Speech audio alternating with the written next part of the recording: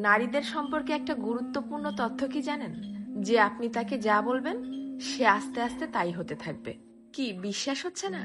এই যেমন ধরেন আপনি তাকে বললেন যে তুমি দেখতে কিন্তু ভারী মিষ্টি, তখন সে পরিপাটি হয়ে নিজেকে আরো গুছিয়ে রাখা শুরু করবে। আপনি যদি তাকে ভালো বলেন সে আরো ভালো হতে থাকবে। আপনি যদি বলেন যে তোমার মনের মধ্যে অনেক মায়া, ভালোর জন্য তুমি নিমেষেই যে কোনো কিছু কুরবানি দিতে পারো, তখনও সে সেটা রপ্ত করতে শুরু করবে।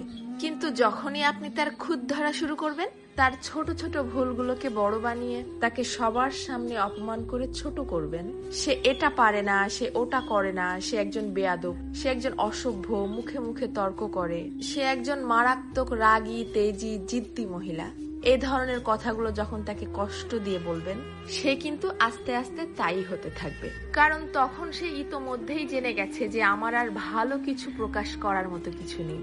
সবার সামনে যেহেতু আমি খারাপ হয়েই গেছি, তো আরো খারাপ হয়ে যাই, তখন আর সে কোনোভাবেই কারোর সামনে নিজেকে সঠিক প্রমাণ করার প্রয়োজনীয়তা অনুভব করবে না। সে ধরেই নিবে যে কেউ আমাকে ভালো বললে ভালো, আর না বললে আরো ভালো। কে বুঝলো বা বুঝলো না এটা নিয়ে আর মাথায় ঘামাবে না। এইটুকু তার ঠিকই বোধগম্য হয়ে যাবে যে আমি সবাইকে সম্মান দেখিয়ে লাইনের পেছনেই দাঁড়াই অথবা সামনে, সব অবস্থাতেই আমি খারাপ।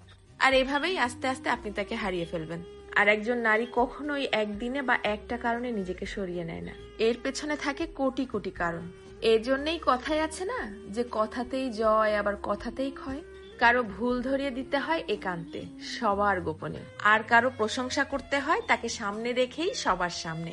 কারো প্রশংসা করাও কিন্তু একটা মহৎ গুণ, যা মানুষের স্বভাব এবং আচরণকে নিমিষেই পরিবর্তন করতে পারে। মানুষ কথা তো বলতে শিখে যায় 2 বছরে, কিন্তু কোন কথা কোথায় কিভাবে বলতে হবে সেটা হয়তো শেখা হয় না 50 বছরেও। এটাও কিন্তু মানুষের জীবনের একটা বড় ব্যর্থতা।